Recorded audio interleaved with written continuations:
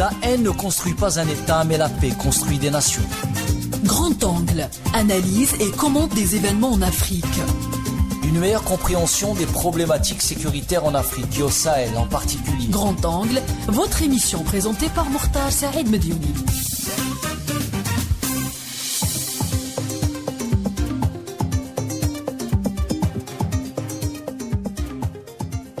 Mesdames et messieurs, bonjour. Et puis bonjour l'Afrique, comme d'habitude, à tous nos frères africains. On se dit bonjour, on se salue et on se souhaite les meilleurs de ce monde. Aujourd'hui, dans Grand Angle, avec toujours mes deux compères, Dr Ahmed Ben Saada, qui se trouve à Montréal, à la recherche de plus de fraîcheur après avoir été à Oran. Alors je lui dis bonjour, c'est Ahmed, et puis merci d'être là. Bonjour, c'est Mokhtar, bonjour l'Afrique, bonjour Monsieur Shalfaoui. Et puis Monsieur Zine Shalfaoui, lui il est obligé d'être là avec moi, il n'a pas d'autre destination pour le moment.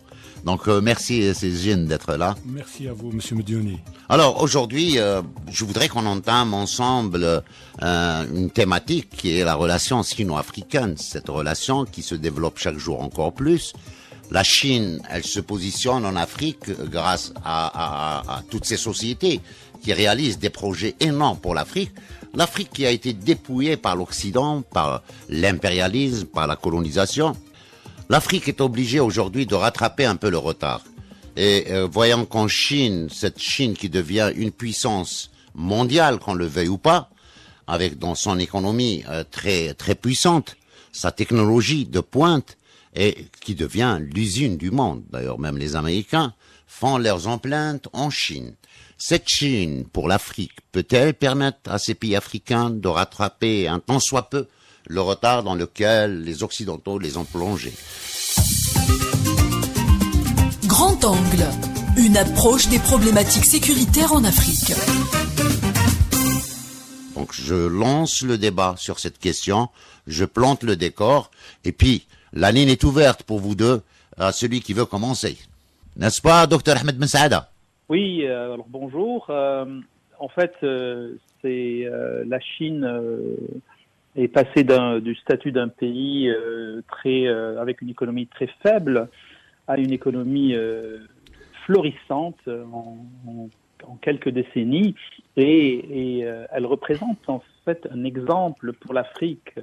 Parce que en à peine 30 ans, elle est devenue la deuxième puissance économique du monde. Elle a beaucoup investi dans son propre pays pour justement devenir cette puissance qu'elle est maintenant. Elle a construit des milliers de kilomètres de TGV, des centaines de milliers de kilomètres de routes express, une centaine d'aéroports. Donc, elle a beaucoup misé sur l'infrastructure dans son pays. Et en fait, l'Afrique a besoin justement du développement de ces infrastructures qui n'ont pas été réalisées par le colon, contrairement à ce qu'on dit que les colons occidentaux qui sont venus en Afrique ont développé certaines infrastructures. Et en fait, ils ont développé les infrastructures qui leur permettaient de piller les richesses de l'Afrique et non pour le développement de l'Afrique. Et donc, la Chine, actuellement, a une politique extrêmement intéressante pour justement développer, pour créer ces infrastructures en Afrique. Et tous les pays africains en ont bénéficié. Et je pense que ce partenariat entre la Chine et l'Afrique, qui est énorme, juste un chiffre comme ça, les 4 premiers mois de 2023, il y a eu des échanges commerciaux avec l'Afrique qui frôlaient les 95 milliards de dollars, juste les 4 premiers mois de 2023. Donc, vous voyez que l'intérêt que porte la Chine à ce continent est très important et peut être très bénéfique. Il constitue un nouveau partenariat entre une puissance économique et un continent qui a besoin de cette aide et de pouvoir développer ces infrastructures pour réaliser ces plans économiques. Oui, effectivement. Et puis, je n'oublierai pas de citer que la Chine, c'est elle qui a construit gratuitement le siège de l'Union africaine à Addis Abeba. Ça a été un don de la Chine. La Chine aujourd'hui, les détracteurs de la Chine disent qu'elle est en Afrique pour les richesses de l'Afrique. Mais voyez-vous, ce qui est en train de se passer aujourd'hui en Afrique, c'est que d'abord, le passé de la Chine n'a pas colonisé aucun pays, ni africain ni autre.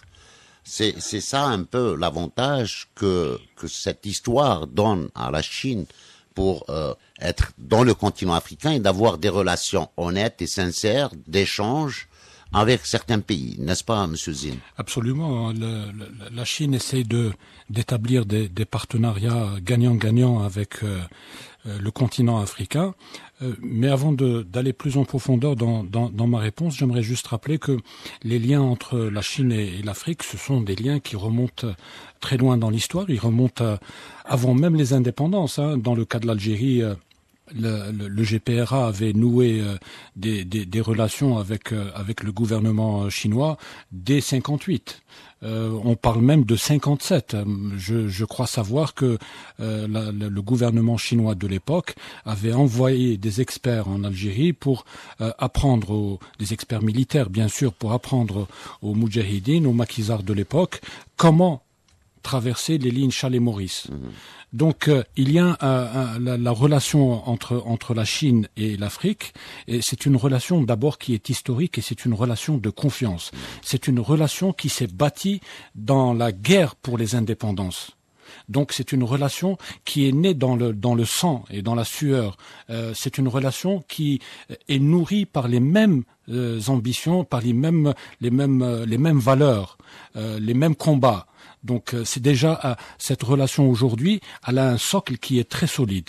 Mais en plus de la dimension historique de la relation sino-africaine, vous venez de le dire, le docteur Ben Saada y a fait allusion, c'est qu'aujourd'hui la Chine est en train de calquer son modèle de développement sur un peu sur celui de la Chine.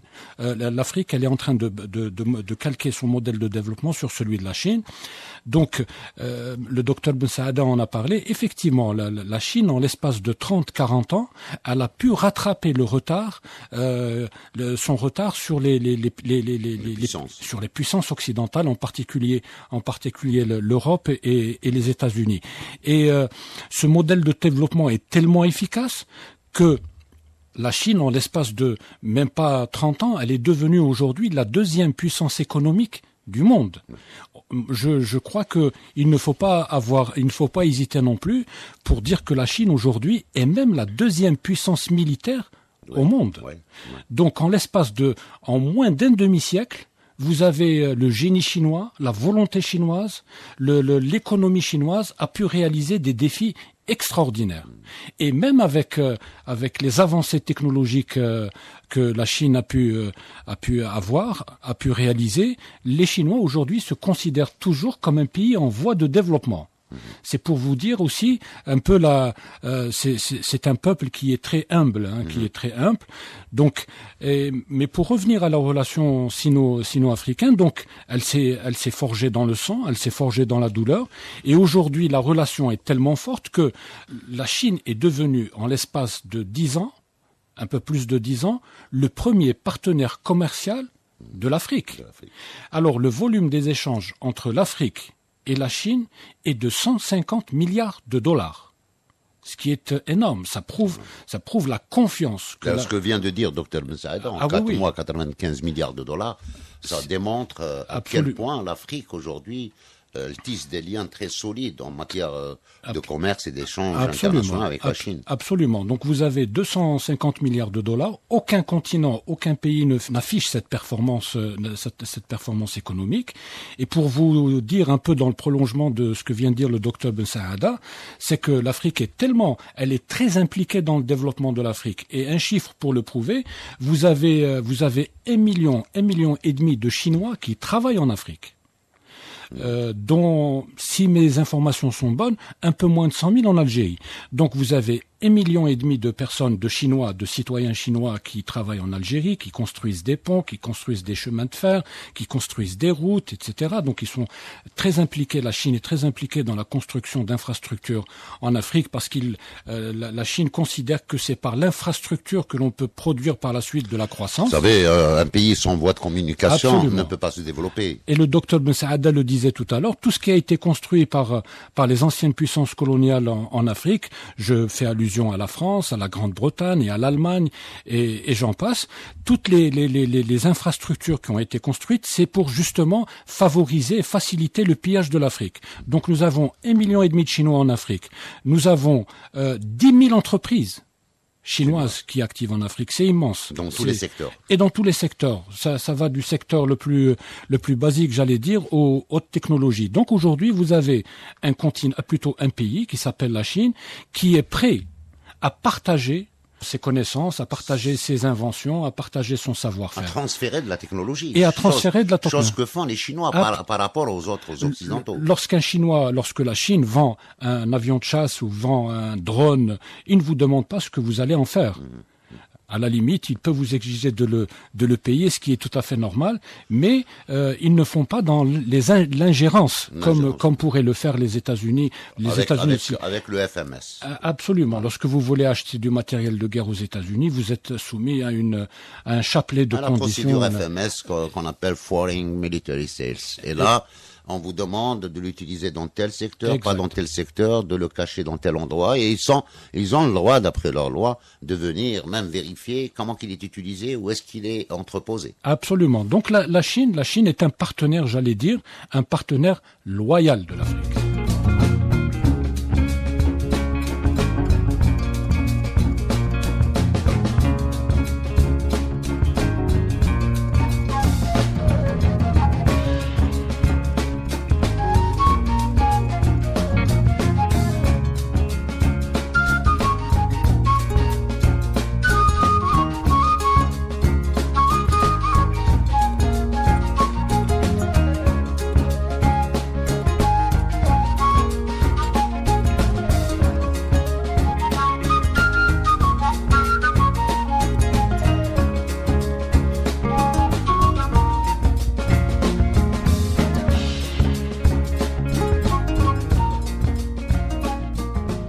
Voilà, partenaire loyal de l'Afrique. L'Afrique a besoin d'énormes infrastructures.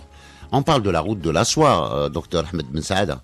Et justement, cette route de la soie qui commence à faire trembler pas mal de capital occidental, n'est-ce pas, docteur Ahmed Ben Saada?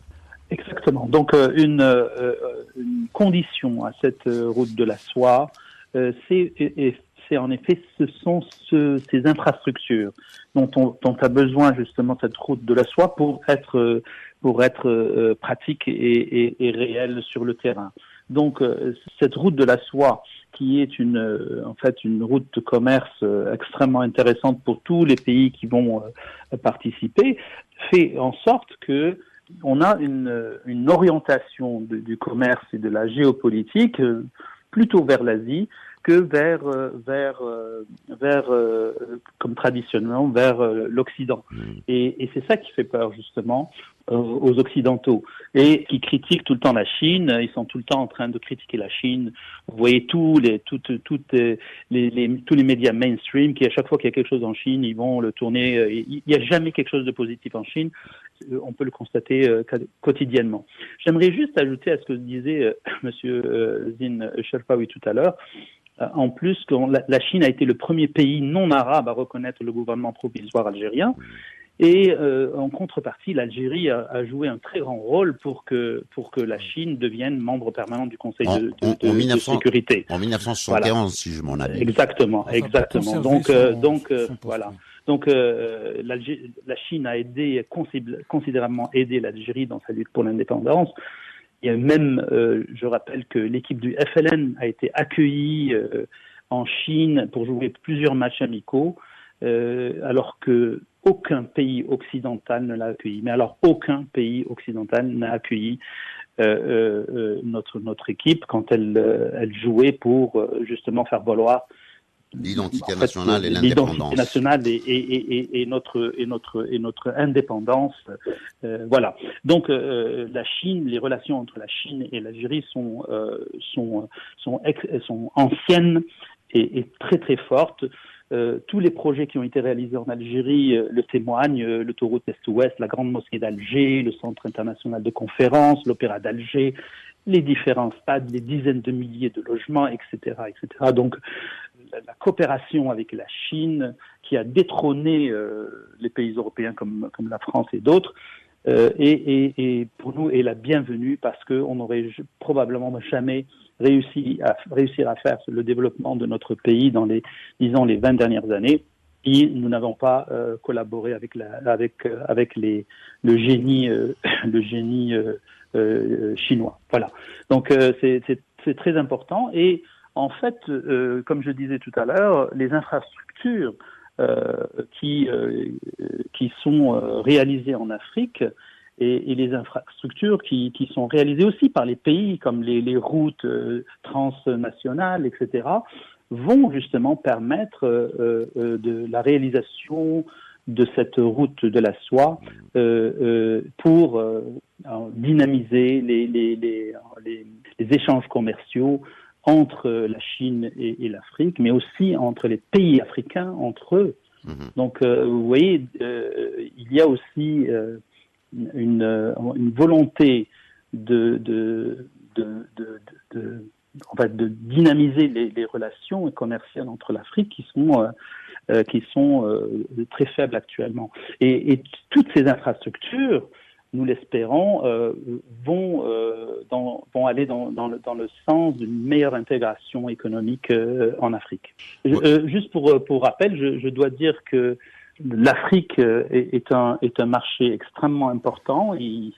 C'est un marché d'1,4 milliard de consommateurs, un PIB de 3 400 milliards de dollars, un PIB combiné de 4 400 milliards de dollars, un pays extrêmement jeune, un pays extrêmement avec une croissance qui est très grande.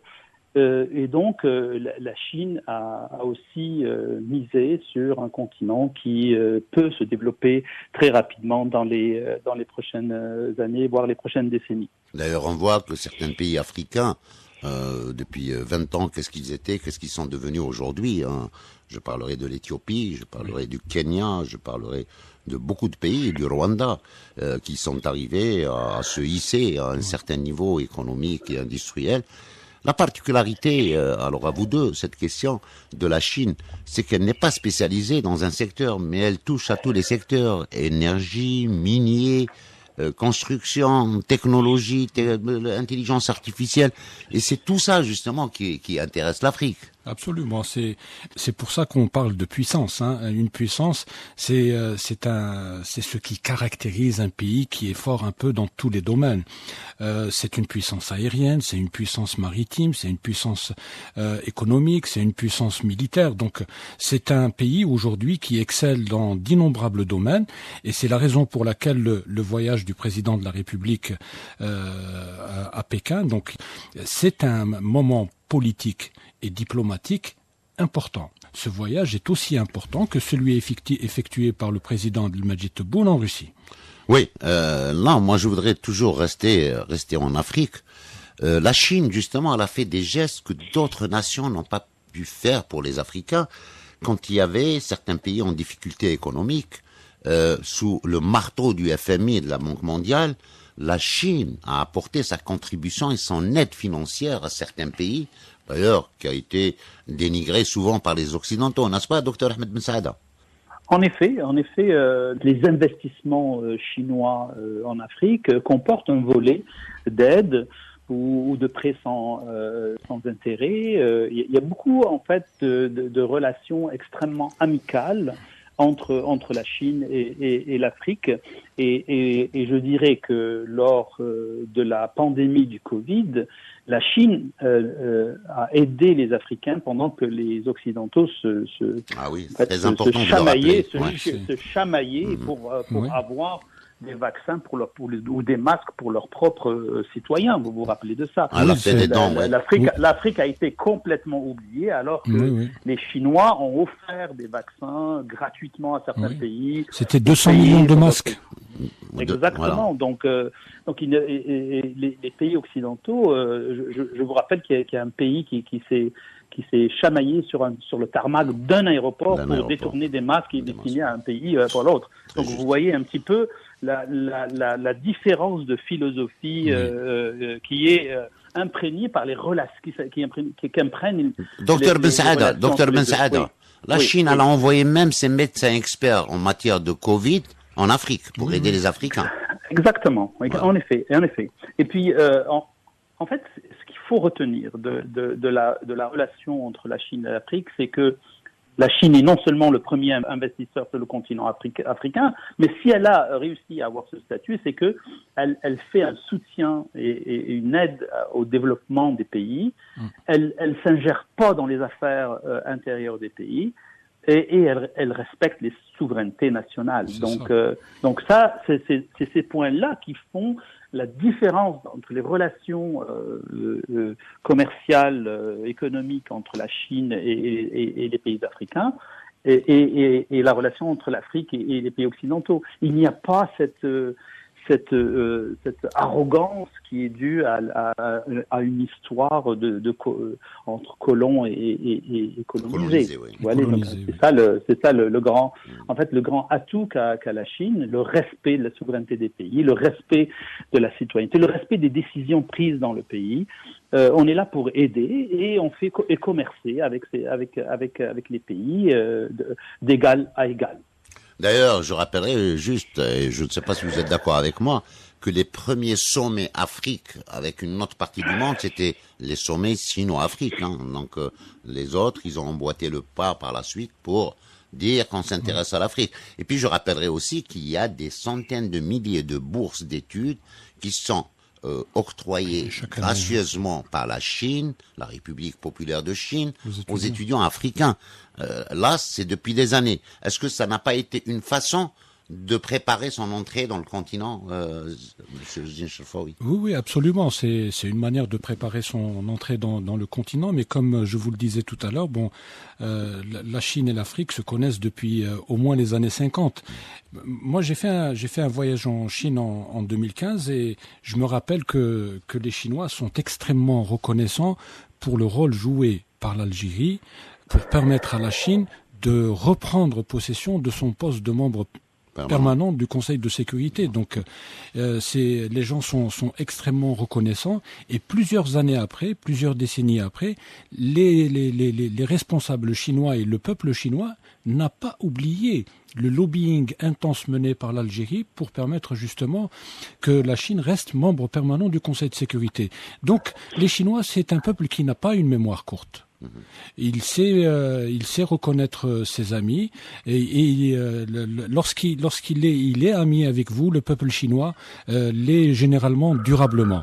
Et donc les Chinois sont durablement engagés en Afrique et je suis sûr qu'ils ont encore d'immenses projets pour ce continent. Cette Afrique qui se réveille, cette Afrique qui refuse le dictat occidental, le dictat colonial, ni les discours néocoloniaux. Cette jeunesse qui est un réservoir extraordinaire. D'ailleurs, je rappellerai juste que dans un document préparé par les services secrets américains qui s'intitule Le Monde en 2030, on parle de cette bombe qu'est l'Afrique en matière de démographie, cette jeunesse.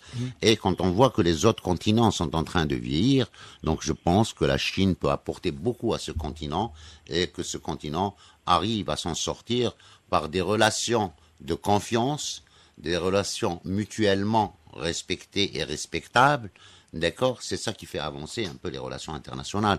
Avec la Chine, c'est pas la même chose. C'est une relation qui est saine par rapport à ce qu'on a vu avec les Occidentaux.